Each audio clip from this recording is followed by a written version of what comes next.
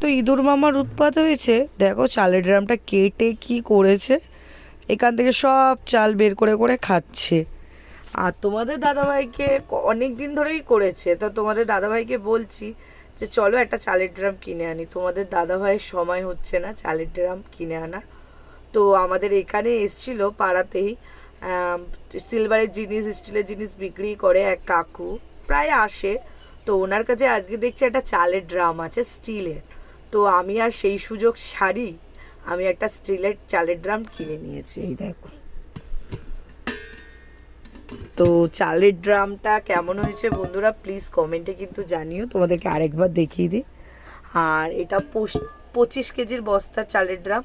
তো আমার কাছে দাম নিয়েছে 1000 টাকা, বলেছিল অনেক টাকায়, আমি 1000 টাকা দিয়েছি। তো আমি ঠকে গেছি না আমি লাভ করেছি প্লিজ বন্ধুরা কমেন্টে কিন্তু জানিও। আর এই ড্রামটা আমার খুব ইচ্ছা ছিল একটা কিনবো। বিয়ের আগে মাকে বলতাম মা একটা কেনো না এরকম, তা মা তো আর কিনলই না, আমি আমার সংসারের জন্য কিনে নিয়েছি। ইঁদুর মামা যদি আজ না উৎপাত করতো আর কিনতেও হতো না, করেছে বলে তাই কিনতে পারলাম। তো বন্ধুরা আমি লাভ করেছি না লস করেছি এটা প্লিজ কমেন্টে কিন্তু জানিও।